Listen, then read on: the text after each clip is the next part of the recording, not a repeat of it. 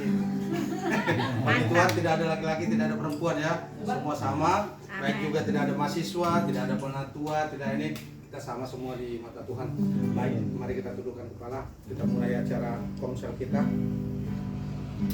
Bapak yang terkasih dalam nama Yesus Kristus, inilah kami Tuhan, komsel pejuang Tuhan, harapan indah ya Tuhan pada malam hari ini Tuhan. Sungguh ya Tuhan, kami mengucap syukur ya Tuhan, Engkau melawat kami ya Tuhan di sepanjang minggu ini Tuhan, sehingga kami Tuhan boleh berkumpul di rumah di bangunan ini Tuhan. Karena Engkau boleh menjamah komsel kami ini semakin hari semakin luar biasa lagi Bapak. Terima kasih Tuhan buat semua penyertaan-Mu di sepanjang hidup kami Tuhan. Engkau tidak pernah meninggalkan kami. Engkau tidak pernah ya Tuhan jauh daripada kami Tuhan. Engkau yang selalu memberkati kami. Terima kasih Tuhan, terima kasih. Banyak Tuhan yang Engkau perbuat dalam hidup kami ya Tuhan. Mukjizat Engkau nyatakan dalam hidup kami, kebaikan Engkau nyatakan dalam hidup kami. Mari saudara-saudara kita katakan banyak yang Kau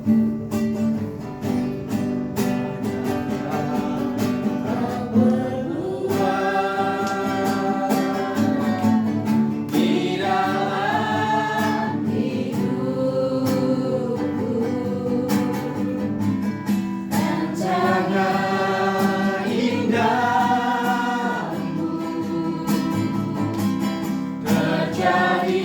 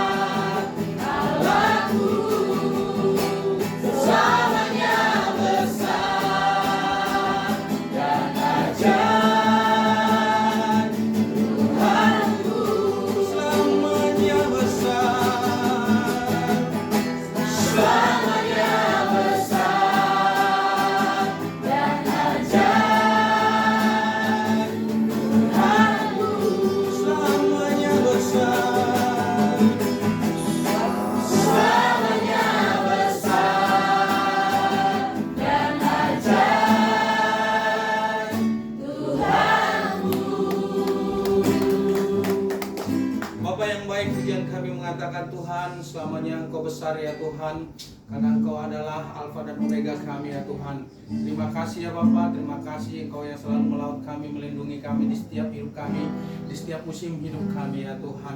Engkau juga ya Tuhan yang selalu memberkati kami Tuhan. Mujizat-Mu selalu Engkau nyatakan dalam hidup kami Tuhan. Engkau tidak pernah membiarkan kami dalam kesedihan Tuhan. Engkau selalu ya Tuhan, Engkau selalu menerangi akan jalan kami ya Tuhan. Kemanapun kami melangkah Tuhan, Roh Kudus-Mu tetaplah bala surga-Mu memagari kami. Bapa yang baik, Komsel kami pada malam hari ini, kiranya Engkau boleh memberkati, mengurapinya Tuhan.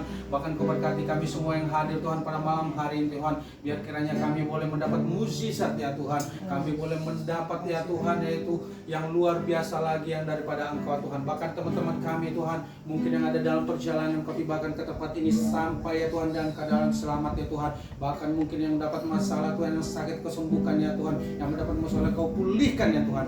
Terima kasih Bapa, biarlah kami memulai acara ibadah kami ini dalam nama Bapa, Putra dan Roh Kudus. Dalam nama Yesus kami berdoa dan mengucap syukur. Amin. Amin. Semoga semua untuk bangkit berdiri.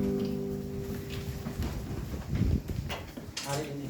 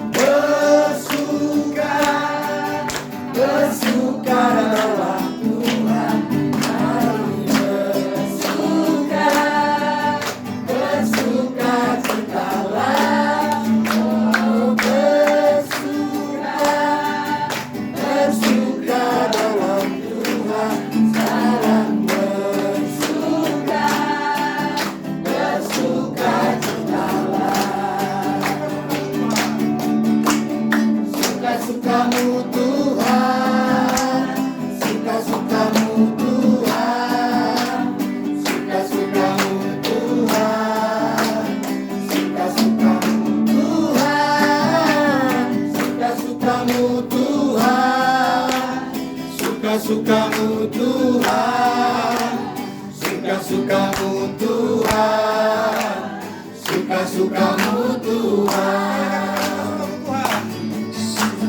suka-sukamu Tuhan, suka-sukamu Tuhan, suka-sukamu Tuhan, suka-sukamu Tuhan, suka-sukamu Tuhan. suka-sukamu Tuhan, suka-sukamu Tuhan, suka-sukamu Tuhan.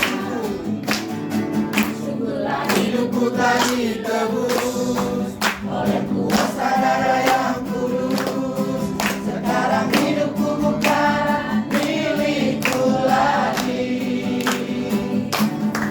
Apapun yang Tuhan mau lakukan, apapun yang Tuhan mau inginkan, asalkan Tuhan ku senang, semua ku relakan, namanya dimuliakan. Suka-sukamu Tuhan, suka-sukamu Tuhan, suka-sukamu Tuhan, suka-sukamu Tuhan, suka-sukamu Tuhan, suka-sukamu Tuhan, suka-sukamu Tuhan, suka-sukamu Tuhan, suka-sukamu Tuhan, suka-sukamu Tuhan. Silakan berduduk kembali. Suka-suka Tuhan saja dalam hidup kita ya. Baik, dalam kamsel kita juga suka-suka Tuhan lah.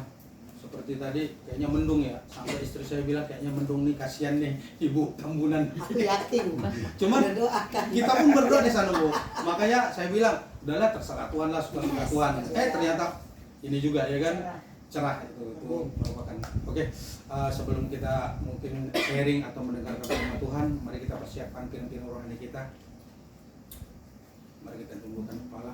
Engkau Bapa yang mengasihi, saudara yang dikasihi Tuhan,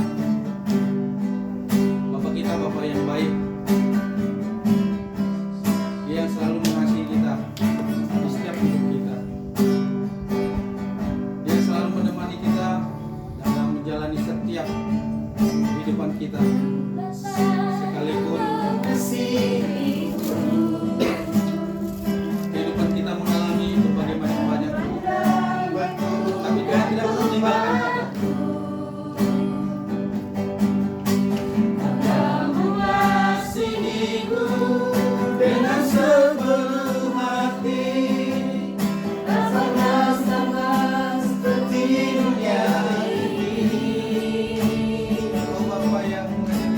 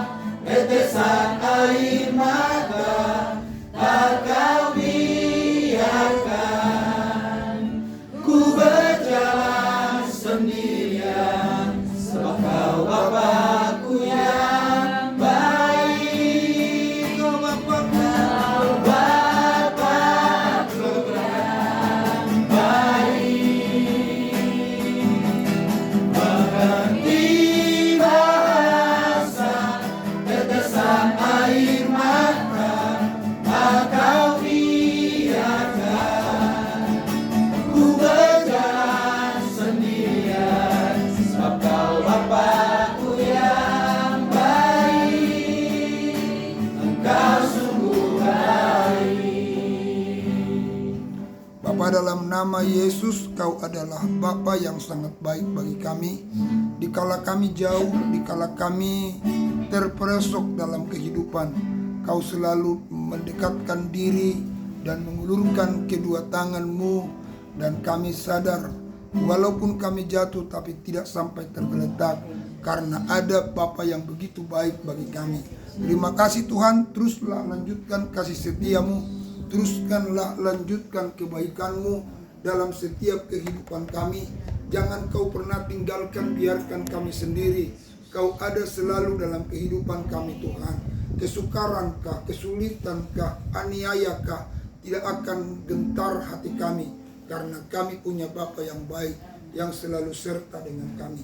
Terima kasih untuk kami boleh sharing firman malam hari ini. Tuhan, tolong kami, Roh Kudus, Engkau bekerja bagi kami supaya kami memahami firman-Mu. Kami senantiasa bertumbuh, berbuah dalam pengenalan kami akan Tuhan. Bukan berapa lama kami Kristen, tapi seberapa cepat kami sadar dan bertobat, seberapa cepat kami bertumbuh dan berbuah, karena respon kami terhadap firman-Mu ya Tuhan, membuat kami Bapa di surga diubahkan oleh firman itu. Terima kasih Tuhan, kami sadar hidup kami tadinya bagaikan ulat yang menggelikan, ulat yang ada di bangkai busuk, tetapi kami berubah menjadi kepompong, dari kepompong dia menjadi kupu-kupu yang membawa keindahan dimanapun kami berada. Tuhan, Engkau mau tolong kami, Roh Kudus, bekerjalah buat kami, nyatakan kemuliaan-Mu. Biar Komsel malam ini kami semua boleh Tuhan merespon firman yang sudah kami bahas beberapa minggu terakhir ini tentang ibadah yang benar di mata Tuhan.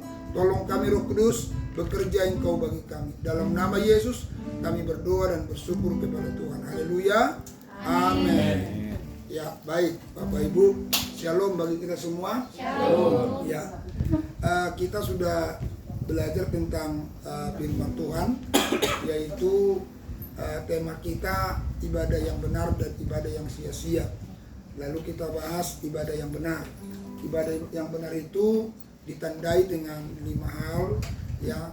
Ketika kita dikatakan beribadah dengan benar, ya, diungkapkan di situ dalam, kita baca dulu ayatnya ya. Kita baca dulu dalam Roma pasal yang ke-12 ayat yang pertama. Ya, silakan salah satu mahasiswa baca dulu Roma 12 ayat yang pertama. Roma 12 ayat yang pertama, demikian firman Tuhan, persembahan yang benar. Karena itu, saudara-saudara, demi kemurahan Allah, aku menasihatkan kamu supaya kamu mempersembahkan tubuhmu sebagai persembahan yang hidup, yang kudus dan yang berkenan kepada Allah. Itu adalah ibadahmu yang sejati. Ya, Bapak Ibu, bahwa kita sudah bahas ini beberapa kali minggu, kita baca terus ayatnya di Komsel juga, ini menjadi materi kita. Bagaimana Tuhan minta bahwa ibadah kita itu harus benar. Dikatakan ibadah yang benar itu ketika kita mempersembahkan tubuh kita sebagai persembahan yang hidup, kudus dan berkenan kepada Tuhan. Nah, ini ibadah yang benar kata firman Tuhan. Nah, ibadah yang saya sudah sering kali katakan, ibadah bukan sekedar Komsel semacam ini, ibadah bukan sekedar hari Minggu, tapi ternyata ibadah itu adalah keseharian kehidupan kita. Keseharian kehidupan kita akan berjumpa dengan banyak orang, keseharian kehidupan kita akan berjumpa dengan pekerjaan, keseharian hidup kita akan berjumpa dengan berbagai macam pergumulan. Nah, dalam semua perjumpaan dengan semuanya yang tadi saya sebutkan, kita harus menunjukkan diri kita orang yang beribadah kepada Tuhan. Karena firman Tuhan berkata, segala sesuatu yang kamu lakukan dan perbuat, itu harus kita lakukan demi nama Yesus. Jadi artinya perbuatan kita termaterai dengan nama Yesus. Jadi bukan, artinya gini, ketika kita orang percaya, kita nggak bisa berpisah dari nama Yesus itu. Dari sikap, perbuatan, perkataan kita nggak bisa terpisah dari situ. Jadi segala sesuatu yang kita lakukan itu harus kita lakukan di dalam nama Yesus. Ya, nanti kalau dibaca dalam Kolose 3 ayat 17, itu ungkapannya di situ berkata bahwa segala sesuatu yang kita lakukan dalam perbuatan dan perkataan itu semua itu dikatakan kita harus lakukan itu semua di dalam nama Yesus. Jadi keseharian kehidupan kita, berjumpa dengan orang, tetangga, berjumpa dengan siapapun, belanja di pasar, ketemu dengan siapapun, semuanya harus demi nama Yesus. Artinya apa? Semua sepanjang kehidupan kita, dalam keseharian kita, harus Yesus dipermuliakan. Harus Yesus dipermuliakan. Itu adalah merupakan ibadah, ya. Itu adalah ibadah yang kita harus tampilkan setiap saat, seperti yang tadi dibaca, persembahkan tubuh, ya. Tubuh ini dipersembahkan sebagai persembahan yang hidup, kudus dan berkenan kepada Tuhan, karena itulah ibadah yang sejati atau ibadah yang benar. Nah, kita bahas yang pertama, saya akan ulang sedikit. Yang pertama itu dikatakan bertobat, ya, bertobat. Jadi orang beribadah tapi nggak bertobat, ini bukan ibadah namanya itu. Itu cuma beragama. Jadi orang yang beragama belum tentu bertobat, tapi orang yang bertobat sudah pasti dia ada dalam salah satu agama. Katakanlah kita orang Kristen, kalau kita bertobat, kita adalah agama Kristen. Kita ikut di situ, kita melakukan hal-hal yang sesuai dengan aturan daripada firman Allah itu. Ya, itu yang menjadi dasar kita, Bapak Ibu Saudara. Nah, oleh karena itu dalam Matius pasal yang ketiga ayat 8, supaya dikatakan di situ kita harus menghasilkan buah pertobatan. Jadi buahnya yang harus kita hasilkan, bukan kata-kata tobatnya yang penting, tapi buah pertobatannya lah yang menjadi dasar kehidupan keseharian kita. Ya, diungkapkan yang pertama, orang yang dikatakan buah pertobatan itu percaya terima Yesus sebagai Tuhan dan Juru Selamat secara pribadi. Jadi kita harus menerima Yesus sebagai Tuhan dan Juru Selamat secara pribadi. Nah, dalam Yohanes 1 ayat 12 itu diungkapkan yang percaya menerima Yesus itu kita disebut anak-anak Allah. Artinya kalau kita terima Yesus sebagai Tuhan dan Juru Selamat secara pribadi, berarti dengan catatan yang sungguh-sungguh kita garis tebalin, artinya Yesus itu adalah penguasa tunggal dalam hidup kita. Tidak ada penguasa lain dalam hidup kita selain Yesus. Yesuslah menjadi penguasa tunggal. Yang kedua dikatakan buah pertobatan yang kedua, kita mengakui dosa kita, ya, kita mengakui dosa. Nah, Bapak Ibu, itu udah normal lah mengakui dosa, ya 1 Yohanes 1 ayat 9. Tapi seringkali saudara dalam keluarga, dalam berkomunitas, kita seringkali senyum sepertinya tidak ada masalah, tapi kita terluka satu dengan yang lain. Di rumah bisa begitu. Di rumah bisa begitu. Saya sudah katakan, suami umpamanya, marah pagi-pagi. Ya, dia berangkat kerja, pulang kerja suami biasanya udah nggak ingat marahnya pagi-pagi. Ya nggak tahu suami-suami yang lain begitu enggak. Tapi yang saya angkat ke saya dan saya baca banyak literatur menyatakan sifat laki-laki itu gampang lupa atas apa yang dia buat. Gampang lupa. Jadi kalau marah ya sudah, dia sesaat saja. Ya. Tapi kalau wanita biasanya kesalnya, marahnya, sakitnya itu sepanjang hari. Nah, makanya waktu suami pulang, suami langsung bilang, "Ma, bikin minum dong." Wah, istri, ini orang minta minum tadi pagi, nggak sadar dia ngomel-ngomelin saya. Dia masih marah, gitu ya. Nah, oleh karena itu hal semacam ini kan seringkali kita diamkan, nggak kita terbuka. Nah, harus kita belajar untuk terbuka dan kita harus bilang, "Pak, saya terluka sama papa." Atau sebaliknya, "Ma, saya terluka sama mama." Dan selanjutnya kepada anak-anak kita. Selama kita tidak akui itu, sebenarnya itu ibarat bisul yang belum pecah. Suatu kala nanti itu bisa pecah. Baik kepada pertemanan kita, persahabatan kita, seringkali kita udah terluka sebenarnya, tapi kita biasa diamkan. Ya, nah oleh karena itu kita harus mengakuinya supaya kita bisa disembuhkan. Yang ketiga dikatakan dalam Kisah Para Rasul 3:19, sadarlah, jadi sadar tadi mengakui itu. Sadarlah dan bertobatlah. Jadi harus ada bertobatnya atau tinggalkan dosa yang sudah kita lakukan itu, yang sudah kita akui itu, ditinggalkan dosa itu. Dan dikatakan di sana supaya dosamu dihapuskan. Jadi dosa tidak pernah hapus kalau sekedar ngaku dan sadar. Dosa dihapuskan ketika kita sadar, ngaku dan meninggalkan dosa itu. Maka dosa kita akan dihapuskan. Lalu Bapak Ibu yang keempat, bahwa buah pertobatan yang keempat adalah kita berjalan dalam terang firman Tuhan. Nah, bagaimana supaya kita berjalan dalam terang firman Tuhan? Dalam Mazmur pasal 112 ayat 1 dikatakan yang sangat suka dengan perintah Tuhan. Jadi kita suka dengan perintah Tuhan, yaitu firman. Karena ketika kita dikatakan Mazmur 1 ayat yang kedua, yang kesukaannya adalah Taurat Tuhan, yang merenungkan Taurat itu siang dan malam. Lalu Yosua pasal 1 ayat 8, jangan lupa memperkatakan kitab Taurat ini, tapi renungkanlah itu siang dan malam, supaya perjalananmu berhasil dan beruntung. Nah, ini firman yang sudah kita dengar dalam poin pertama. Poin kedua adalah bertumbuh. Jadi orang bertobat tadi, yang 4 hal itu yang dilakukan. Lalu setelah kita bertobat, kita harus bertumbuh. Jadi kalau dibilang orang bertobat tapi tidak bertumbuh, saya berpikir pertobatannya nggak tuntas. Pertobatannya nggak tuntas. Jadi orang yang bertumbuh itu karena dia mengalami sebuah pertobatan. Orang yang bertobat itu selalu berjumpa dengan Tuhan, mengakibatkan kehidupannya bisa bertumbuh dari hari ke hari. Nah, oleh karena itu ciri-ciri orang yang bertumbuh itu, yang pertama dia dewasa. Dewasa dalam menyikapi apapun, dia dewasa.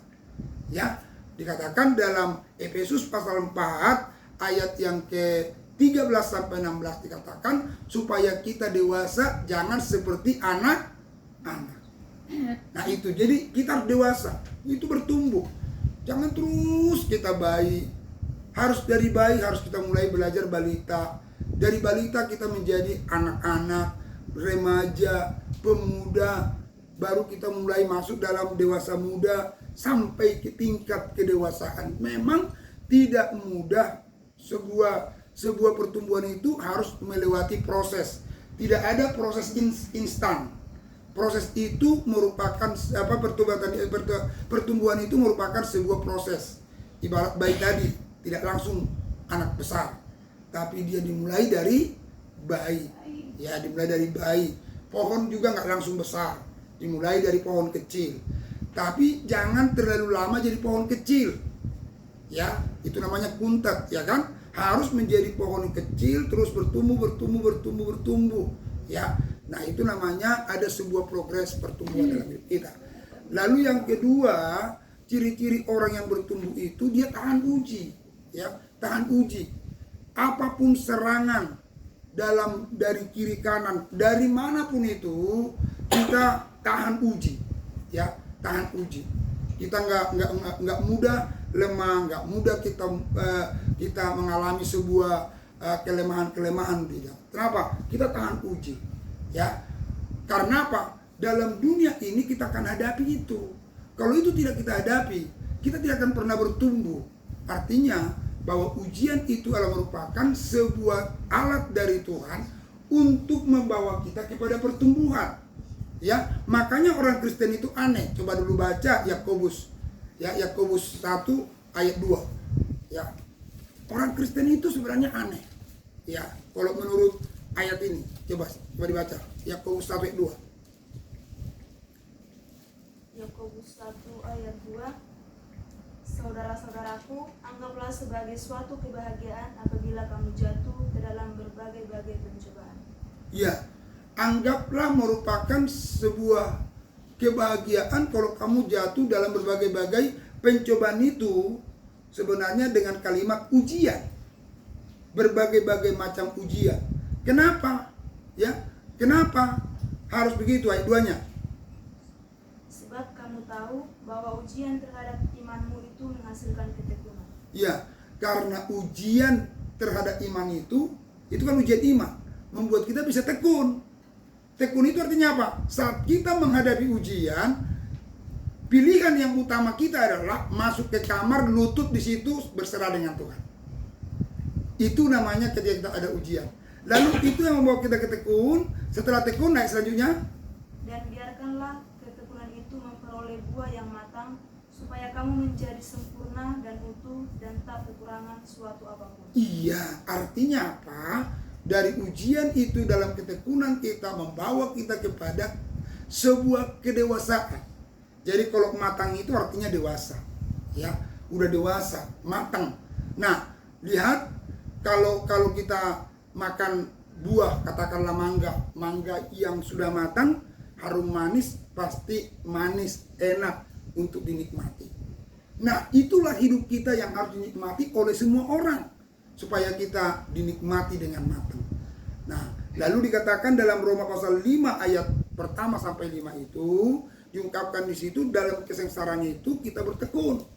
Jadi ketika kita ada ujian itu, kita sengsara itu, sengsara, tapi itu membawa kita kepada ketekunan. Ya, dari ketekunan itu membuat kita tahan uji.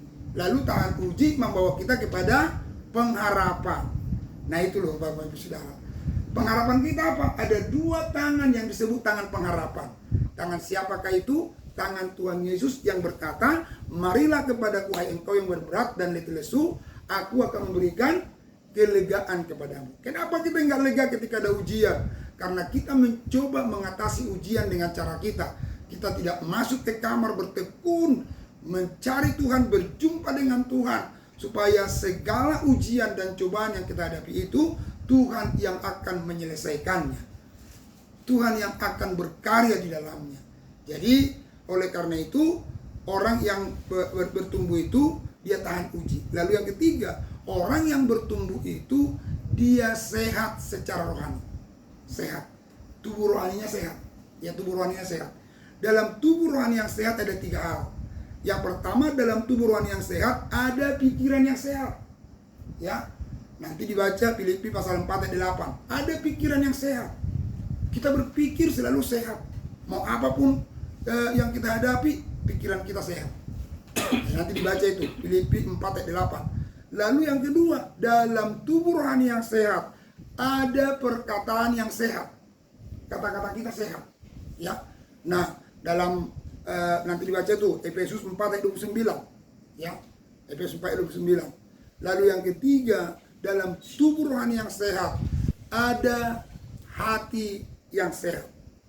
Ya, ada hati yang sehat.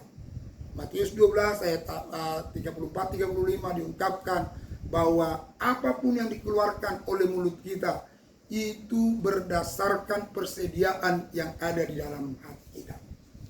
Hati kita nggak sehat, maka percayalah Bapak Ibu Saudara, perkataan kita pasti tidak sehat. Karena apa yang keluar dari hati melalui mulut itu semua perbendaharaan yang ada di hati kita. Jadi itu yang sudah kita bahas 2 minggu berturut-turut. Lalu minggu kemarin yang kita bahas adalah berbuah, ya, berbuah. Jadi kita semua ditargetkan oleh Tuhan untuk berbuah, Bapak Ibu Saudara. Ya, mari kita lihat dulu dalam Yohanes pasal yang ke-15 ayat yang ke-16. Ya. Jadi berurutan, diulang. Saya senang mengulang-ulangnya, bahkan tiap minggu diulang-ulang, ya, supaya kita bisa lebih memahami, ya. Karena poin-poin tema kali ini saya merindukan kita semua direstorasi oleh Tuhan. Amin. Ya, kita direstorasi. Ya, kalau udah direstorasi itu dirombak oleh Tuhan. Ya, jadi kita nggak lagi manusia dunia, tapi kita manusia surga yang tinggal di dunia. Kita manusia surga yang tinggal di dunia. Ya, itu yang perlu harus kita alami. Oke, silakan dibaca. Yohanes 15 ayat yang ke-16. Bukan kamu yang memilih aku, tetapi akulah yang memilih kamu, dan aku telah menetapkan kamu supaya kamu pergi dan menghasilkan buah, dan buahmu itu tetap, supaya apa yang kamu minta kepada Bapa dalam namaku diberikannya kepadamu. Ya, jadi kita lihat di situ bahwa Bapak dan Ibu Saudara, kita ini kan ada 2 ya, dipanggil dan dipilih. Ya, orang yang dipanggil itu harus lanjut kepada pilihan. Ya, orang terpanggil dan terpilih.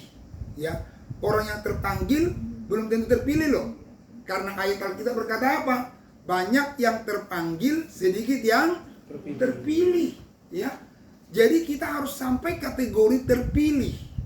Ya, terpilih. Nah, lalu dikatakan di situ, kalau Tuhan sudah pilih kita, apa yang Tuhan rindukan? Kenapa kita dipilih oleh Tuhan? Buah. Kamu pergi untuk menghasilkan apa? Buah. Jadi Tuhan menetapkan kita ketika kita dipilih Tuhan. Tuhan tetapkan kita untuk pergi menghasilkan buah. Itulah Bapak Ibu Saudara. Semua buah-buah kebaikan, buah kebenaran, buah-buah yang indah, itu yang harus kita lakukan. Ya, kemarin saya kasih ilustrasi Bapak Ibu Saudara. Ya, orang yang menghasilkan buah itu harus buah matang ya, jangan buah yang asam ya, harus buah yang matang. Nah, kemarin kita bahas, coba pulang dari gereja, ada nggak yang praktekin ya? Pulang dari gereja, beli mangga muda, ya, beli mangga muda, habis beli mangga muda, lalu makan mangga itu, gantian suami istri videoin, ya, lihatlah wajahmu di situ di video itu, waktu kau makan mangga muda, pasti kayaknya nggak sebaik waktu kau belum makan mangga muda. Waktu belum makan mangga muda, kayaknya senyumnya muncul. Tapi saat makan mangga muda, itu pasti berbeda. Dan bahkan bukan cuma muka yang berbeda, itu juga bikin gigi ngilu. Ya, jadi kalau hidup kita tidak matang, tidak berbuah matang, perhatikan Bapak Ibu Saudara, kau jadi asam bagi banyak orang. Dan bahkan kau membuat orang banyak ngilu. Ya, membuat banyak orang ngilu. Kenapa? Karena kita belum matang. Jadi kita butuh, Tuhan butuh supaya buah kita matang. Tapi setelah itu Bapak Ibu Saudara coba beli mangga harum manis yang sudah matang, yang sudah bagus, ya. Apalagi ada istilah matang di pohon. Waduh, itu enak banget ya Saudara. Kupas, makan, waduh, wajahnya pasti senyum-senyum. Waduh, pasti bilang, "Papa beli mangga di mana kok manis banget," gitu ya. Atau "Mama beli mangga di mana kok manis banget."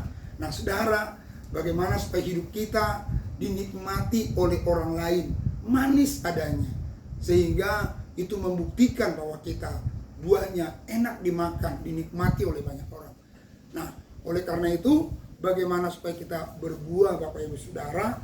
Yang pertama kemarin saya katakan adalah kita pasti berbuah kalau kita rela dibersihkan oleh Tuhan. Dalam Yohanes pasal yang ke-15 ayat 2 itu dikatakan yang berbuah itu dibersihkan. Jadi kadang-kadang kita harus dibersihin oleh Tuhan. Ya, organ-organ tubuh kita ini perlu dibersihin. Kadang-kadang Saudara bisa juga kita ada dalam organ-organ tubuh kita yang tidak bersih, lalu itu menghambat kita untuk bertumbuh. Tuhan bisa membersihkan itu. Rela enggak kita untuk dibersihkan itu? Maka Alkitab bilang, dikatakan begini, bahwa lebih baik kita tangan satu masuk surga daripada tangan lengkap masuk neraka. Kenapa? Tangan yang satu dibersihin. Tangan yang satu dibersihin. Ya, itu gambaran saja. Ya, tangan-tangan yang satu bisa dibersihin. Nah, kita juga bisa dibersihin lewat usaha kita, lewat bisnis kita, lewat kekayaan kita, dibersihin.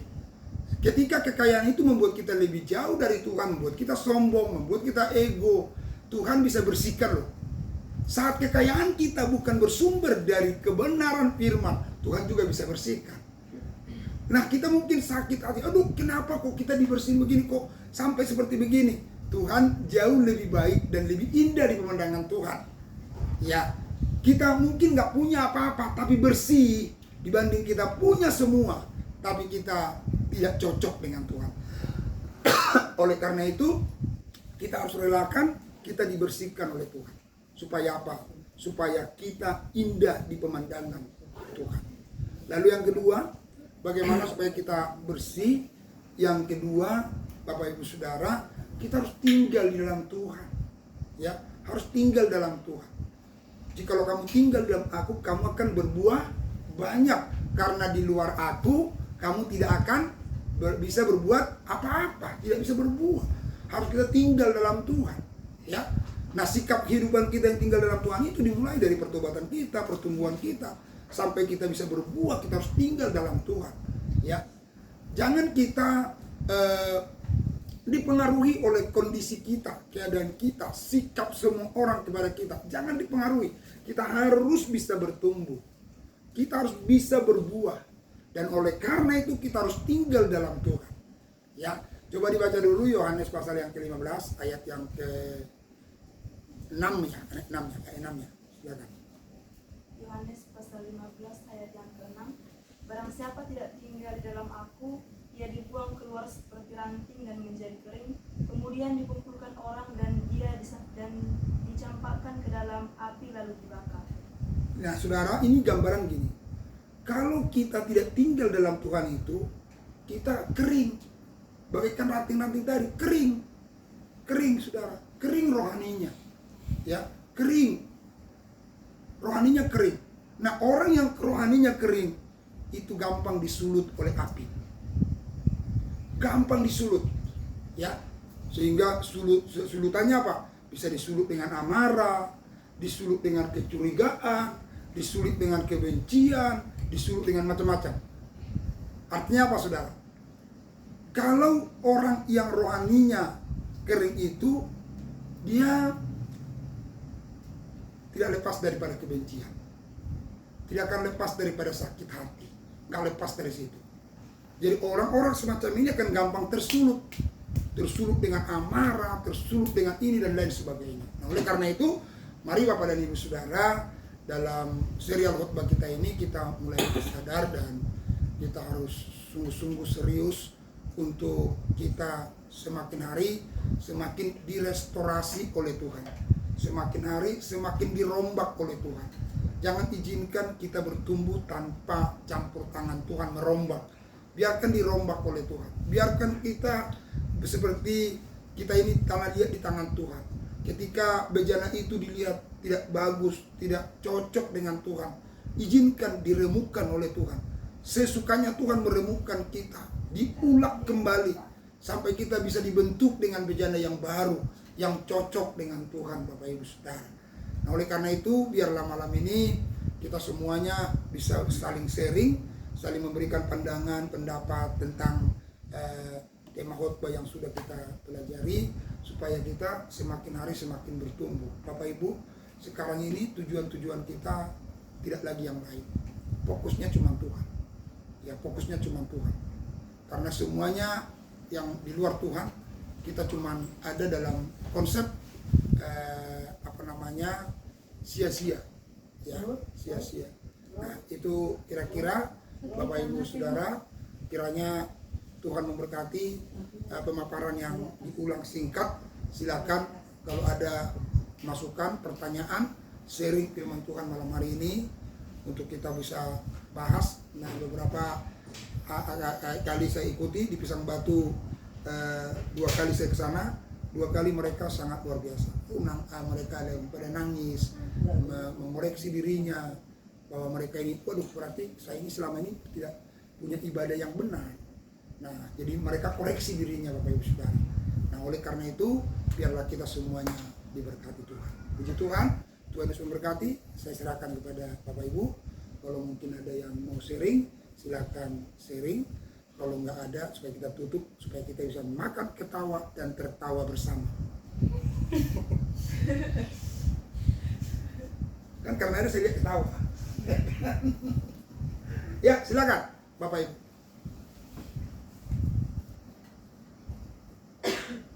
Jadi besok minggu kita masuk dalam karakter. Apa tema minggu apa, Pak? Karakter. Karakter. Ya, berkarakter. Berkarakter. Oh, berkarakter. Kan ada 5 kan? Bertobat, bertumbuh, berbuah, berkarakter, bersaksi. Nah, ini harus kita urutin ini. Ada banyak orang bersaksi tentang Yesus, tapi orang yang mendengar kesaksiannya jadi bulan-bulanan. Kenapa? Kesaksiannya keren, tapi ini nggak ada. Oh, Tuhan hebat, dahsyat, bla bla bla bla. Tapi ininya nggak ada gitu loh. Tadi jadi bulan-bulanan kan. Makanya kita urutin tuh. Bertobat, bertumbuh, berbuah, berkarakter, baru bersaksi. Jadi harapan saya bagi kita semua, kalau belum pas bersaksi itu harus sudah berani kita mempertaruhkan sikap, kelakuan, perbuatan kita, baru kita bersaksi supaya tidak menjadi batu sandungan. Ya, silakan Bapak Ibu Saudara. Ini sudah mau pendeta ini. Pak Remo nanya apa? Ini jarang berbicara ini setiap konser. Sampai mawon. Pak Remo, kasih referensi apa? Kayaknya bertiga aja yang di meja situ. Banyak dari kampung dulu lah. Nah itu dia. Yang dari kampung Yang dari kampung pas lihat, iya ada orang Nah, baru itu ya. lebih mantap. Ya, lihat Yang itu. dari kampung. Ya, lihat itu. Mau mengajak kita bikin dodol kayak mereka. Kalau saya lihat di Facebook bikin dodol mereka. Ayo silakan Bapak Ibu. Jaga udah. Jaga lupa.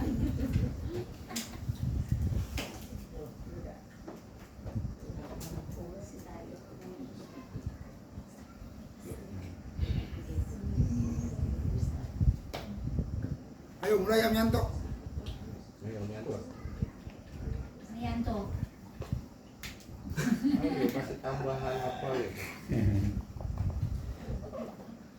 Gak ada tulisan ataupun kurang.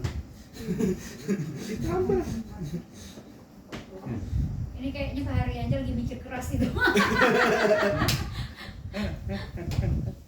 Ayo dari sini dari ibu nggak apa-apa lah siapa. Lagi mikir nih. Ayo. Saya kasih lulus aja soalnya udah keseringan kan, jadi gantian dulu.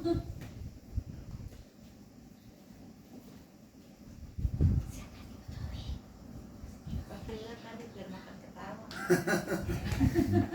Ini sambil makan aja Pak. Nah, ayo boleh. Sambil dicicipi. Ibu Hari, Ibu Ratna. Ayo silakan. Ya, Ibu lagi, Ibu Ratna sudah itu. Iya, jadi Pak, saya mau ini juga. Ya tadi kan Bapak sudah jelaskan agak banyak. Tadi di ayat pertama ini kan ibadah adalah ibadahmu yang sejati yang pertama. Karena itu saudara-saudara, demi kemurahan Allah aku menasihatkan kamu supaya kamu persembahkan tubuhmu sebagai persembahan yang hidup, yang kudus dan yang berkenan kepada Allah. Itu adalah ibadahmu yang sejati. Terus ada juga Pak di Yakobus itu saya lupa ayatnya itu ya, ibadah yang sejati itu ada juga mengunjungi anak-anak yatim piatu dan janda. Maksudnya ada kaitannya juga di sini kan Pak, ibadah yang sejati. Ibadah juga. Di Yakobus saya lupa 3 atau berapa itu Pak. Oke. Mungkin Bapak ingat Ya, kan? saya tidak perkondans jadi nggak ingat. Yakobus itu Pak. Iya, oke. Mau nggak apa-apa. Pokoknya itu ada lah, ayat itu ada. Iya. Nah, Iya, sumber semuanya. Kalau kita mau lihat gini, kalau kita tidak bisa mempersembahkan totalitas tubuh kita kepada Tuhan, maka mengunjungi yatim piatu pun dan janda-janda itu menjadi celah dosa bagi kita. Jadi artinya dimulai ini, makanya patokan utamanya di sini. Supaya apa? Jangan acara kita mengunjungi yatim piatu, janda-janda itu menjadi sebuah pameran diri bisa. Pameran diri bisa. Tapi ketika kita gini, saya sudah mempersembahkan tubuh saya sebagai persembahan yang hidup, kudus dan berkenan kepada Tuhan, maka hasilnya akan menjadi bagus ketika kita mengunjungi orang yatim, memikirkan orang miskin, orang yang susah, kita nolong mereka. Itu semua ujung-ujungnya adalah Tuhan yang dipermuliakan. Hati-hati kita mengunjungi orang miskin, kita mengunjungi orang yatim, kita mengunjungi orang janda-janda miskin. Hati-hati loh Bapak Ibu Saudara, kata-kata kita supaya nama Tuhan dipermuliakan. Tapi seringkali kalau ada celah di situ bisa juga kita jadi marah. Mungkin kita macam-macam. Tapi ketika kita tubuh kita ini sudah kita bisa persembahkan kepada Tuhan, semuanya jadi perlakuan kita ibadah itu mengunjungi. Dan bahkan juga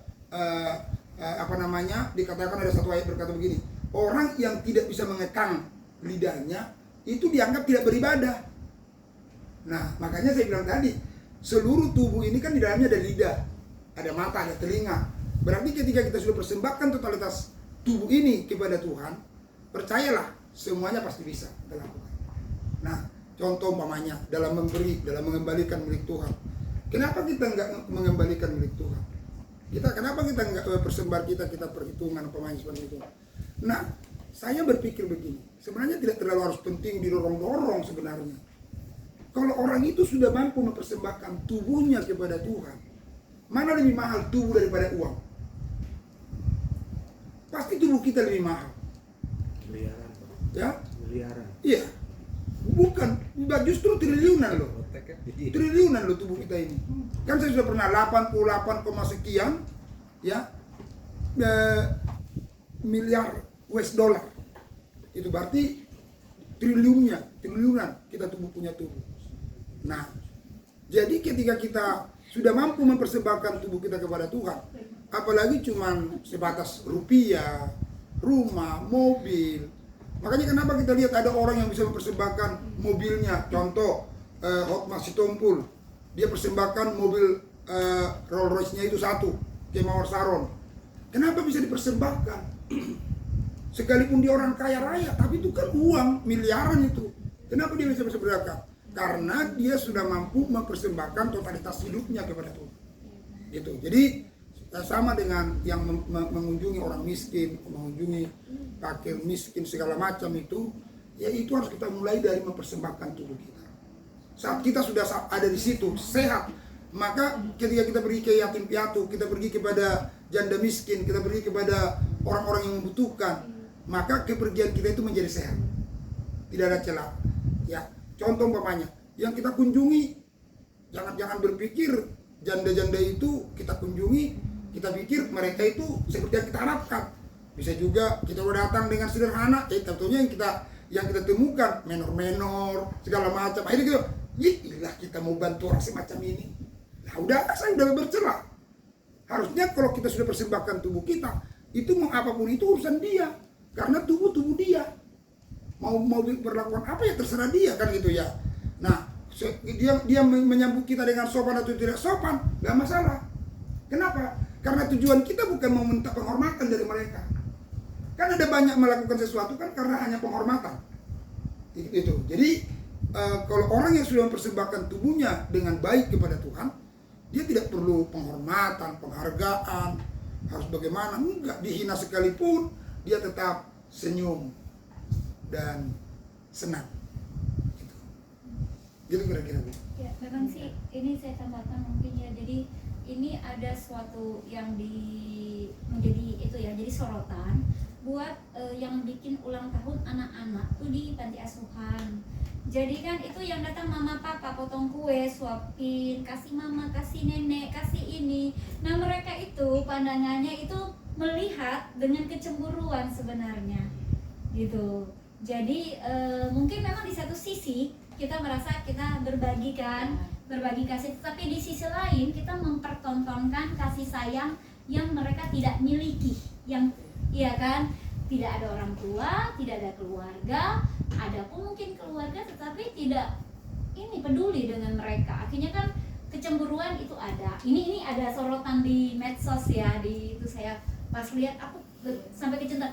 Oh iya juga ya, bener juga gitu kan, kita suapan, kasih kado, ini dari nenek, dari ini gitu kan, kasih itu. Nah ternyata itu membangkitkan kesedihan buat anak-anak tersebut.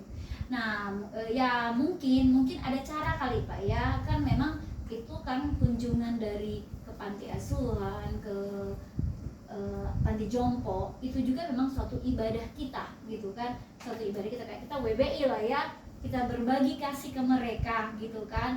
Yang penting cara kita itu bagaimana, kayak kita kepedulian kita kemarin kan bagus ya, jadi tidak mempertonton kayak kita memberi dan mendekati mereka, mendampingi mereka gitu kan. Nah itu kan dalam konteks bukan mempertontonkan kekayaan, bukan berarti kita berikan ini loh, kita udah beri ini terus kita pajanglah di medsos semuanya, bikin ulang tahun berbagi bersama anak yatim. Nah itu kan kadang juga itu membuat celah, itu aja sih Pak. Ya, jadi itu maksudnya kalau yang seperti lu bilang itu kan tergantung pribadi masing-masing. Iya, Jadi betul. kalau maksud saya gini loh, ibadah yang murni dan yang tak bercacat di hadapan Allah Bapa kita ialah mengunjungi yatim piatu dan janda-janda dalam kesusahan mereka dan menjaga supaya dirinya sendiri tidak dicemarkan oleh dunia. Maksudnya gini, seperti Pak Gembala tadi, ya kalau misalnya janda ini udah menor gini, ya maksudnya itu tergantung dari pribadi kita, mau datang mengunjungi dia terserah dia mau ini, tapi Pak,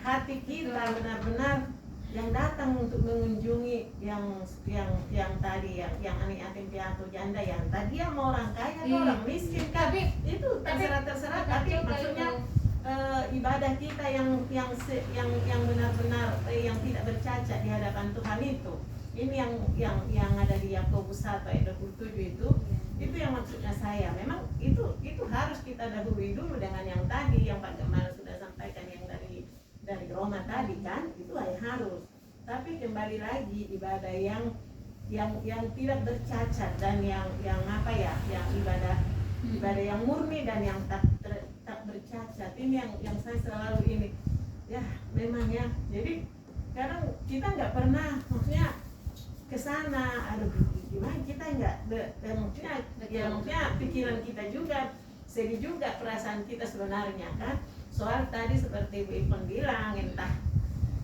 apa pikiran bagaimana ya dia ke sana pribadinya, saya mau menunjukkan kemuliaan saya, kehebatan saya itu tinggal dari pribadi masing-masing. Makanya sebenarnya kalau kita pun mengunjungi orang-orang sakit atau memberikan sembako, nggak usah diekspos lah, diekspos. Kalau buat saya itu bawa ke sana di foto-foto begitu, apalagi taruh di medsos itu saya ya kurang terima sebenarnya gitu kan. Ya udah apa yang kita berikan sembunyi aja, nggak usah dipamer-pamerkan lagi. Kalau buat saya gitu ya. Cuma ya ini kembali tadi di Yakobus 1 ayat 27 ini ibadah yang sejati itu yang tidak bercacat dan yang murni di hadapan makanya guys saya katakan Bu, artinya ini kan harus didasari dengan totalitas kita sudah kita persembahkan. Kalau tidak bisa bercacat juga. Bercacatnya pemberian kita bukan masalah soal ditaruh di medsos atau tidak ditaruh, bukan itu sebenarnya, ya kan? Bisa saja ketika kita melakukan itu, puji Tuhan juga medsos ini membuat perhatian banyak orang jadi tertarik, pengen melakukan. Contoh, ketika seseorang kita lihat, oh ya ditaruh seperti begitu, wah kita pengen melakukannya. Ya, makanya Pak, jadi tergantung. Maksudnya maksud saya itu medsos itu tujuan dia ke medsos apa? Itu dia. Orang itu bukan maksudnya ada kan misal kayak kita WBI, kita kunjungan, kita kan share di medsos itu ya it's okay karena kita memang dari program kita. Tapi maksudnya bukan menunjukkan kesombongan apa yang kita. Yang menarik bagi saya setuju banget itu. Itu perlu diperhatikan tuh. Ya karena pernah juga mengantar anak jemaat kita di panti asuhan, betul itu harus perlu diperhatikan tuh. Kalau memang ada ulang tahun saja tanpa melukai hati mereka, itu bisa juga terluka hati mereka melihat kita suap-suapan, anak kita disuapi, mereka aduh kapan gue begini nih. Nah ini kan juga perlu diperhatikan. Rumahnya sendiri yang mau kalau di tempat dan terus yang Bapak bilang yang kita datang jandanya menor gitu kan. Kalau dari saya mungkin ada dua sisi Pak ya. Sisi kita pertama misalkan jandanya kelihatan menor, ini janda-janda yang sudah berusia ya, bukan janda yang masih muda maksud saya. Ada juga Pak kayak tipe orang Manado, itu janda tua tapi dia suka dandan, tetapi itu patut dikunjungi. Kenapa? Dia kesepian. Dia itu ya cuma dengan menghibur diri dengan gayanya dia, tapi tidak pernah dikunjungi oleh keluarganya. Nah itu juga orang-orang yang patut kita jangan sampai jadi pikiran ini juga gitu kan. Gini Bu, kepotong dulu ya. Kalau dia cantik pun dan belum tentu hatinya jelek Bu. Iya itu dia yang saya bilang ke Bapak. Itu dia saya bilang ke Bapak. Jadi jangan tadi kita berpikir oh ini orang dananya menor jadi nggak perlu kita kasih. Makanya berpikiran positif selalu. Jangan karena saya kalau belum pasti tebal nggak usah belum pasti ada duit. Jadi kalau masalah janda yang dituliskan di Alkitab itu saya bilang janda yang dituliskan di Alkitab itu adalah janda yang sudah benar-benar tidak mampu gitu, bukan janda muda. Karena janda muda ada juga di situ penjelasan janda muda itu karena mereka masih bisa mencari pasangan. Kalau mereka kan janda tua. Iya, jadi janda yang benar-benar janda artinya yang benar-benar memang harus diperhatikan gitu. gitu. Ya. Itu maksudnya. Kalau apa saya tadi ibadah yang Iya. apa Jadi- itu yang tidak bercacat itu Iya. aja. Maksudnya nggak masalah soal janda Iya. atau anak ya. Iya, jadi dengan firman Tuhan yang kita dengar bahwa mempersembahkan tubuh sebagai persembahan yang kudus dan berkenan kepada Tuhan, gitu kan? Nah, jadi kalau persembahan yang kudus dan berkenan, kalau kita itu nggak ada di situ, ya tentu akan muncul seperti tadi yang mau dipandang orang itu. Tapi kalau kita sudah benar-benar mempersembahkan tubuh kita sebagai persembahan yang kudus berkenan kepada Tuhan, pasti itu kita itu udah nggak ada lagi, udah rendah hati melakukan itu semua, semua untuk kemuliaan Tuhan gitu. Dan tidak lagi kita perlu disuruh-suruh untuk memperhatikan janda, nggak perlu lagi kita disuruh-suruh untuk melakukan semua lah firman Tuhan itu ya, karena kita sudah memang mempersembahkan tubuh ini memang sudah milik Kristus.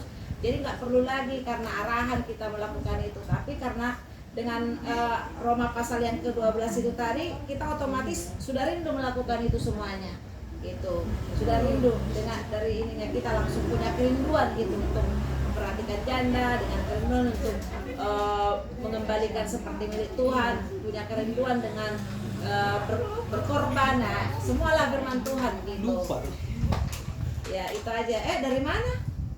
Habis jalan Bu. Lupa rumah ibu. Oke, ada yang lain lagi? Silakan nih, bapak-bapak nih. Sini kau bang, situ. Udah kasih masuk aja nomor datang. Situ kau bang, situ. Mau dah. Ibu gua di sini, ini Bang di sini aja. Nona sini, Nona sini. Oh, Ibu Ani sini. Gajah situ jadi duduk, sebabnya jadi duduk di lantai. Tidak marahan kan berdua di situ. Oke. Ada lagi? Ya, kesimpulan. Ya, Bagong. kesimpulan biasa. Pak Arianja belum kasih pendapat ya, silakan. Soalnya kesimpulan. Saya masih pendengar Pak. Semua juga kita pendengar. Saya bicara, saya dengar. Kan Bapak sama Ibu Iban kan sambil kembali ke berbicara. Jadi saya masih Kita bukan berbicara, Pak. Kita sharing di sini. iya kalau saya sih Pak masih pendengar. Arti dari antara yang Bapak ajarkan itu saya masih milih-milih dari kemarin itu, berarti belum ada yang bisa saya lakukan gitu kan. Bertobat. Saya masih sering katakan harus tinggalkan dosa. Dosa apa yang harus saya tinggalkan? Saya tidak tahu gitu kan. Jadi masih mengoreksi ke hati gitu kan. Nah berjalan ya saya suka catat-catat sih, tapi suka merema. Jadi kalau kesaksian saya intinya kalau boleh saya bagi, ya kalau tadi kita berbicara janda, berbicara anak yatim atau apapun itu kan adalah suatu nama. Mau saya pikir sih kalau saya berpikir masalah janda muda, janda tua itu kita nggak mikirin.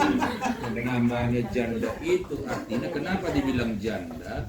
Artinya kalau istilah orang Batak itu udah ponggol ulu, ya patah kepalanya, maka dibilang janda.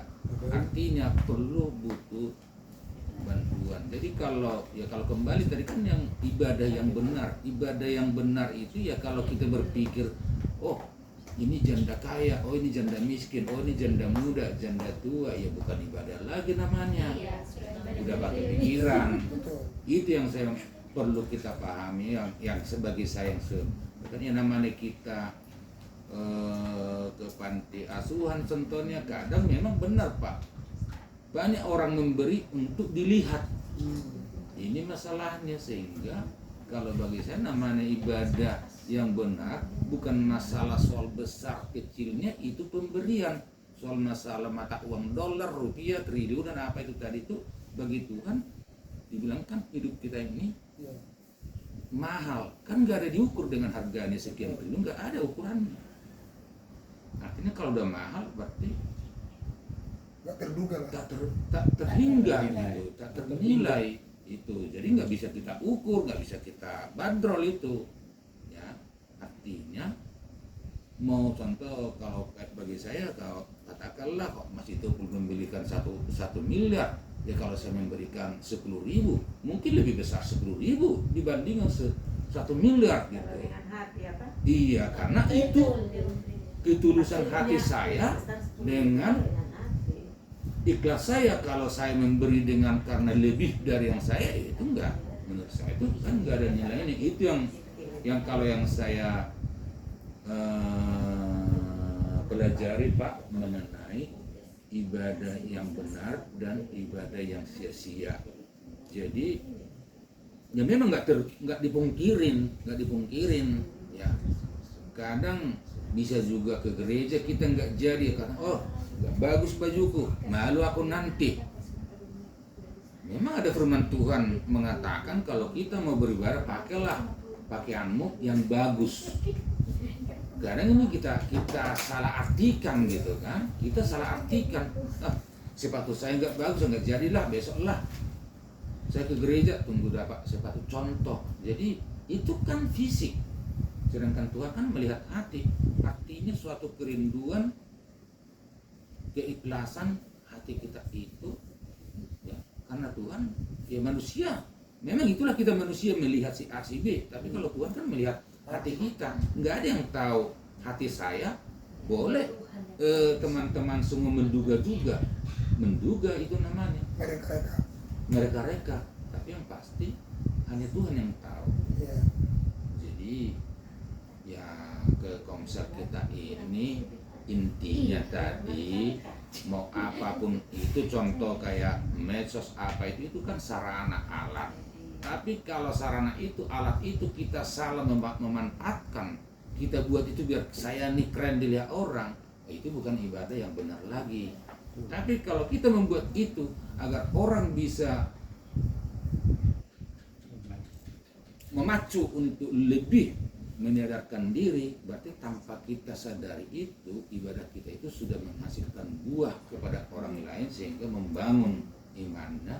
Itu yang saya pikir soal masalah buah tadi, dengan kita bertobat, bertumbuh dan memberikan buah itu bukan masalah karena saya sudah berbuah, udah punya rezeki atau apa jadi berbuah memberikan, bukan itu. Bagaimana kita menjadi contoh atau teladan ya di sekeliling kita, itu saya pikir itu sudah menjadi buah yang Tuhan petik, yang bisa menjadi daya tarik untuk mengenal Tuhan, menjadi teladan, contoh. Itu aja sih Pak yang saya pahami. Kalau ibadah yang benar dan yang sia-sia, janganlah kita beribadah yang sia-sia, istilahnya memamerkan keadaan kita, pengen kita tampil untuk ini, pengen untuk itu akan berdampak nanti ibadah yang sia-sia. Itu aja sih Pak yang bisa saya pahami. Jadi buah kehidupan kita itu jangan diukur semua dengan uang ya. Buah kita itu ya kan tadi kan udah saya ungkapkan, keseharian kehidupan kita, buah perkataan kita, buah perilaku kita, itu buah itu tidak semata semua digaris dengan pemberian uang enggak ya. Kalau ada orang bisa sudah sampai situ ya puji Tuhan ya. Kalau ada orang cuman kasih tenaga ya itu bagus. Orang GPIB itu cukup bagus loh. Kalau dia antara mereka itu cuman bukan koster tapi menjadikan dirinya koster. Setiap hari apa dia datang di gereja untuk membersihkan gereja Pak. Dibersihkan kamar mandi, dibersihin semuanya gitu. Ada yang dia pikir ya ini harus aku buahkan itu gitu ya. Nah itu jadi buah yang lahir semacam itu harus lihat. Kita ini semua gini, buahmu ketahuan baik atau buruk itu akan kita temukan pada waktu ada masalah. Pada waktu semua gelombangnya tenang, tidak ketahuan buah saya ini baik atau tidak. Saya berperilaku baik sama ibu, anggaplah ini orang lain, berperilaku dengan baik. Nah, selama konsepnya masih tetap hubungannya hangat, ya saya nggak akan terlihat buah saya itu seperti apa.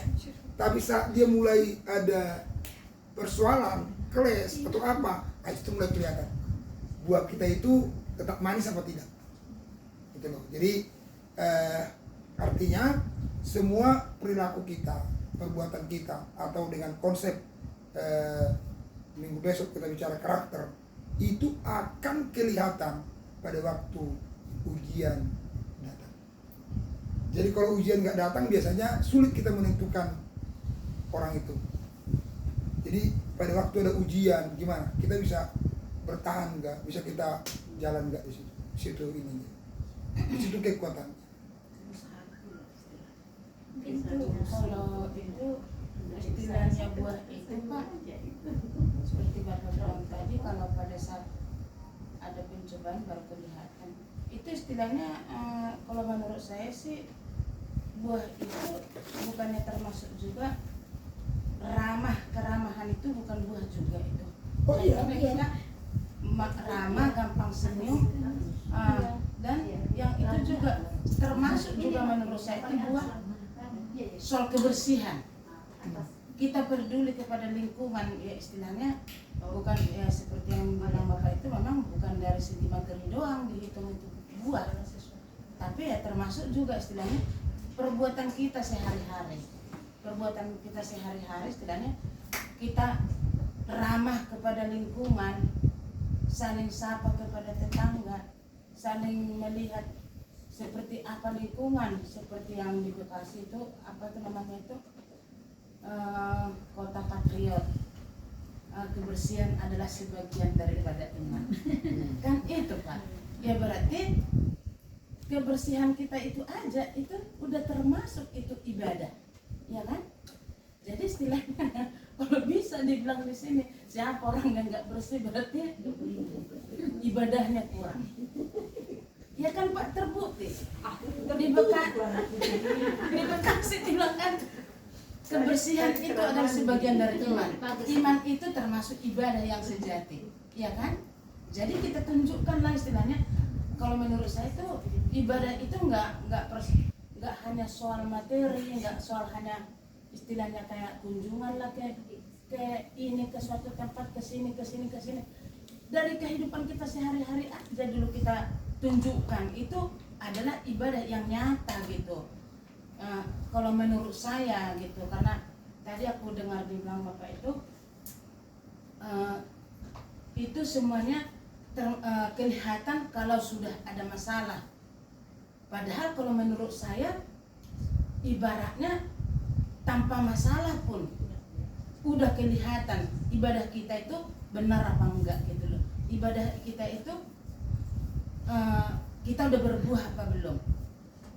Seperti tadi yang saya bilang itu termasuk juga kita peduli akan lingkungan kita, menyapa tetangga kita. Jangan kita istilahnya, kalau saya lihat contohnya nih, kita jalan, saya sendiri pernah ngomong gitu sama tetangga saya, jalan dia melengos saja gitu, songong dia. Nah dari situ bisa kita nilai berarti ibarat kata dalam praktek sehari-hari kita belum lolos. Sederhana aja menurut saya ibadah yang sejati itu, yaitu termasuk tadi itu keramah tamahan terhadap tetangga, terhadap keluarga, terhadap lingkungan, kebersihan.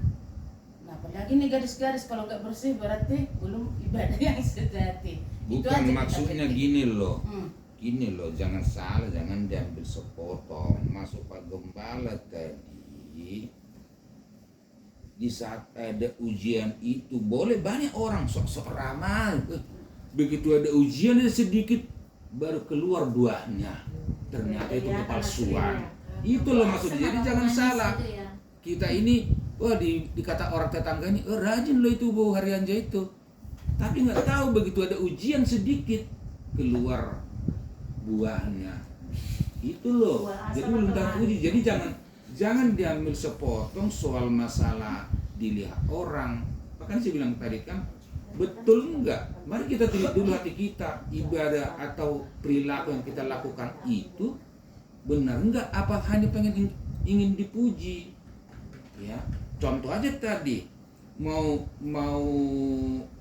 cengongos sampai mau apa ke tetangga itu enggak perlu kita nih. Ya tetap aja kita sujud aja, baru itu buah kita. Tapi kalau baru ini aja udah begini jalannya, lah ini buah kita tanpa kita sadari loh. Ya salah. ya, tanpa buat kita sadari. Jadi ibadah yang sejati, yang benar itu, ya mari kembali saya bilang kan, nggak perlu kita ngejudge atau menilai orang, ya hati kita aja dulu kita apakah saya sudah. Jadi jangan sosok rajin ke gereja, nggak bisa terlambat, nggak ini, tahu-tahu di rumahnya juga nggak ada yang bisa, hanya untuk pengen tampil dilihat. Tapi kalau betul kan dari rumahmu dulu, dari ini dulu, itu ibadah, bukan hanya pengen tampil cakap tenar dilihat di gereja, tahu-tahu dirinya sendiri enggak dibenahi. Itu loh maksudnya. Jadi yang dibilang Pak Gembala tadi, buah yang dimaksud itu pada saat diuji sedikit aja keluar buah palsunya.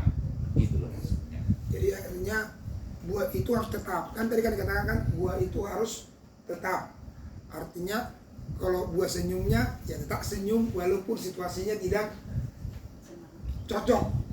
Ah itu loh. Itu sebenarnya. Tapi jangan senyum di saat kedukaan. Jadi itu ya. Jadi artinya gini. Supaya kita lihat begini. Ibadah itu adalah keseharian. Ibadah itu adalah keseluruhan. Ya. Jadi tidak bisa dibatasi ya. Ibadah itu keseharian, ibadah itu keseluruhan. Keseluruhan apa? Keseluruhan peradaban kehidupan keseharian kita. Jadi gimana saya beradab dengan orang lain, bersikap dengan orang lain, apalagi ada anginnya, angin ujiannya. Nah, apakah seperti yang kemarin saat saya ketemu dengan dia, senyum dengan dia dengan baik, tetapi itu bertahan pada waktu dia mungkin menyakiti kita, menjolimi kita, masih bisa ketemu nggak tuh? Nah, betul. Kalau kita bilang susah, begini. Kalau bilang susah, iya. Tapi kita lihat konteks Tuhan Yesus. Begini, kita lihat konteksnya Tuhan Yesus. Karena kita kan teladannya kan kemarin kan sudah dikatakan mengarah kepada kepala dalam sebuah perubahan itu. Lihat Yesus, ya. Yesus itu terakhir pekerjaannya di atas kayu salib apa? Paling terakhir. Perkataan Yesus terakhir di kayu salib. Ampunilah mereka ya Bapa, karena mereka tidak tahu apa yang mereka berbuat. Artinya apa? Mau seperti apapun itu, ya tetap harus dilepaskan pengampunan. Itulah susah apa susi? Susah dan susi. Susah banget itu ya kan? Enggak ada dua-duanya Pak, tapi sulit. Enggak ada dua-duanya, susah pun enggak, susi pun enggak, tapi sulit. Nah, bagaimana supaya kita bisa mengerjakannya? Ya kembali kepada firman Tuhan tadi, kita harus tetap tinggal di dalam Dia. Itu yang membuat kita bisa senyum kepada musuh kalau kita tinggal dalam Tuhan. Bisa kita menerima keadaan orang lain ketika kita tinggal dalam Tuhan. Udah selesai. Begitu kira-kira. Ya. Saya ada tambahan ayat mungkin buat bawa pulang jadi renungan, karena ini saya bacaan tadi pagi saya, tetapi mungkin nyambung ke sini juga dari Daud. Ini Mazmur 17 ayat 3 dan di ayat terakhirnya. Ini saya bacakan aja ya, direnungkan aja di rumah nanti bisa catat. Mazmur 17 ayat 3, dan ini kita hebat banget bila kita sudah sama seperti Daud ini. Dia berkata, bila engkau menguji hatiku, memeriksanya pada waktu malam, nanti kita mau tidur nih pada waktu malam, dan menyelidiki aku, maka engkau tidak akan menemui sesuatu kejahatan, mulutku tidak berlanjut. Nah, itu pada waktu malam. Terus dia tutup di pada waktu pagi. Ini jadi makanya ini kena gitu kan. Oh iya ya. Jadi keseharian kita itu dinilai sampai nanti malam. Kuat nggak kamu? Benar bisa nggak berkata seperti Daud? Nah terus di ayat ke-15, Mazmur 17 ayat 15 berkata, tetapi aku dalam kebenaran akan kupandang wajahmu, dan pada waktu bangun aku akan menjadi puas dengan rupamu. Seperti itu. Jadi pada waktu malam dan kita bangun pagi nanti. Gitu, Ya. gitu aja. Oke, jadi itu ayat berapa tadi yang pertama tuh? Di Mazmur 17 ayat 3. Ayat 3-nya itu yang perlu banget kita catat ketika diselidiki pada waktu malam hari, apa yang ditemukan Tuhan dalam hidup kita. Karena kenapa dikatakan malam? Malam itu orang beristirahat untuk mendapatkan tenaga baru. Nah, ketika dijumpai dalam hidup kita sesuatu yang jahat, sekalipun kita pulas tidur, sebenarnya kita kehilangan semuanya. Ketika ditemukan hal yang jahat di malam hari, kita kehilangan semuanya. Tapi saat ditemukan tidak ada yang jahat di mulutku, kata Daud. Artinya apa? Kita bangun pagi itu, kita menerima semuanya. Iya.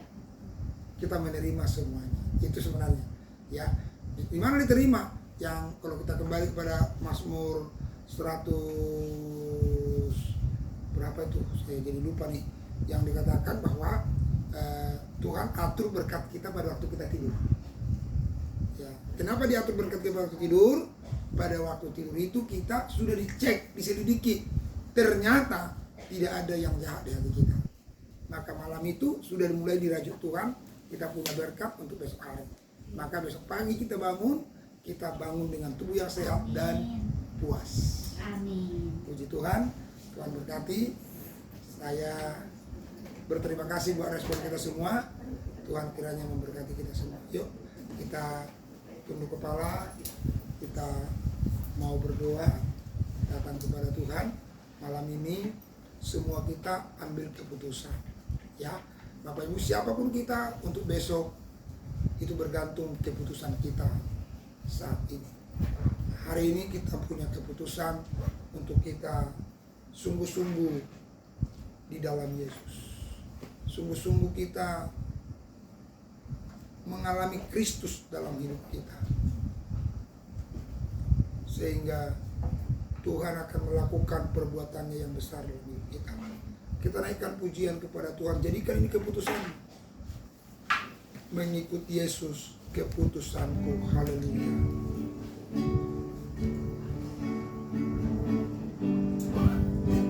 Terima kasih Tuhan.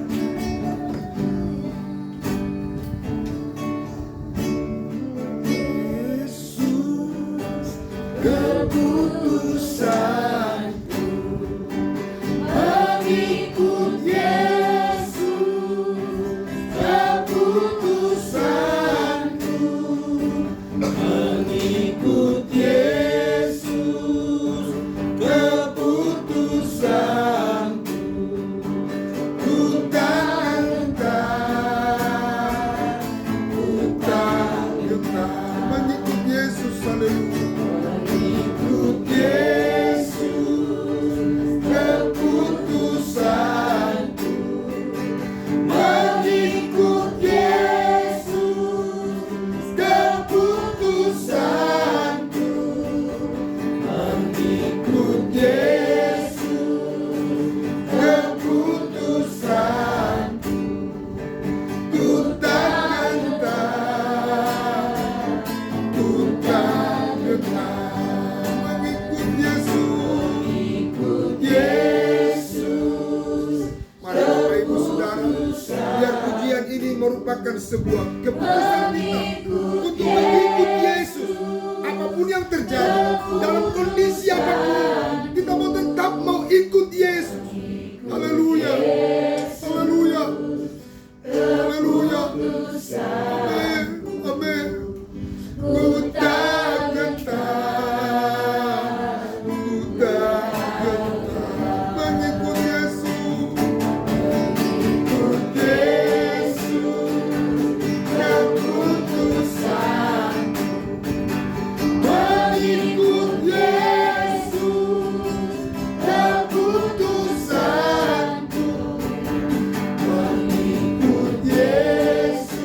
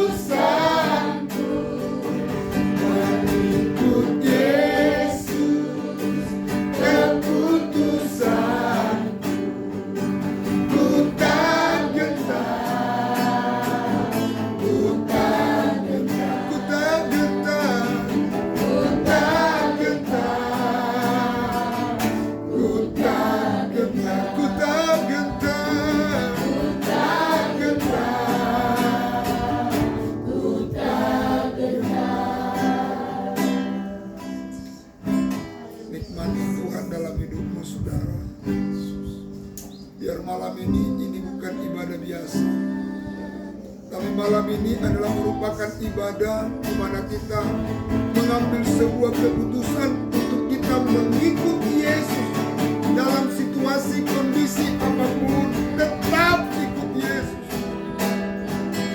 Kita menjadi pengaruh bagi dunia yang saat ini sedang kehilangan rasa. Haleluya. Jamah kami Tuhan, jamah kami Yesus. Setiap kami malam ini Tuhan, kami mempunyai nilai lebih karena Kristus ada di dalam diri kami. Terima kasih Tuhan, jamah kami semua, jamah kami, restorasi kehidupan kami Tuhan, ubahkan kami Tuhan, supaya kami menjadi pribadi yang berubah, sampai kami Tuhan menjadi orang-orang yang menghasilkan buah yang matang untuk dinikmati oleh orang banyak di sekitar kami. Tuhan, Engkau mau tolong kami Roh Kudus, Engkau berkarya bagi kami. Kami tidak mau ibadah kami ibadah sia-sia, tapi kami mau ibadah kami ibadah yang benar, yang menyukakan, berkenan kepada Tuhan, memuliakan Tuhan, meninggikan Tuhan, Raja di atas segala raja. Tuhan berkati kami semua, buat kami bertumbuh berkembang Tuhan Komsel ini. Semakin hari semakin kami kuat, kami teguh karena Kristus. Tolong kami Tuhan. Bapak terima kasih, berkati anggota Komsel kami yang tidak hadir, Pak Sinaga, demikian juga Ibu Ida Tuhan. Berkati mereka Tuhan Yesus yang baik. Di kemudian hari kembali mereka bersama-sama dengan kami untuk memuji Tuhan, menyembah Tuhan, sehingga nilai pertumbuhan iman kami semakin sempurna bersama-sama ya Tuhan, membawa kami jadi dampak di sekitar lingkungan dimanapun kami berada ya Tuhan. Tolonglah kami Roh Kudus bekerja buat kami Tuhan, bekerja Engkau Tuhan, segala kemuliaan hanya bagimu Tuhan. Berkati keluarga Ibu Tampunan di sini, berkati anak, cucu, menantunya diberkati. Rumah ini rumah shalom, rumah ini rumah kebahagiaan, rumah di mana Tuhan dipermuliakan di sini. Terima kasih Tuhan, terpujilah Engkau Bapa di surga. Terima kasih Tuhan, berkati Ibu Agustin Tuhan, rumah kami yang kami kasih ini. Tuhan berkati dia, berikan dia kuat, sehat, diberkati Tuhan, ditolong, ditopang oleh Tuhan. Semua kami yang datang dari jauh-jauh, baik pun yang dekat, berkatilah kami semua, sehingga kami buang waktu datang kami Tuhan membuat diri kami harus tunda untuk Komsel ini. Biarlah kami pulang dengan semangat yang baru, biarlah kami pulang dengan tubuh yang segar, biarlah kami pulang semua diberkati Tuhan, ditopang oleh Tuhan. Nyatakan kuasa-Mu buat kami Tuhan, sehingga kami datang ke sini tidak ada yang sia-sia, tapi dilipat gandakan Tuhan kehidupan kami yang berubah, diberkati oleh Tuhan. Terima kasih Bapa, terpujilah Engkau, segala kemuliaan, pujian dan hormat syukur hanya bagi-Mu Tuhan. Dalam nama Yesus kami berdoa dan bersyukur. Haleluya. Amin. Haleluya. Persembahan silakan semua.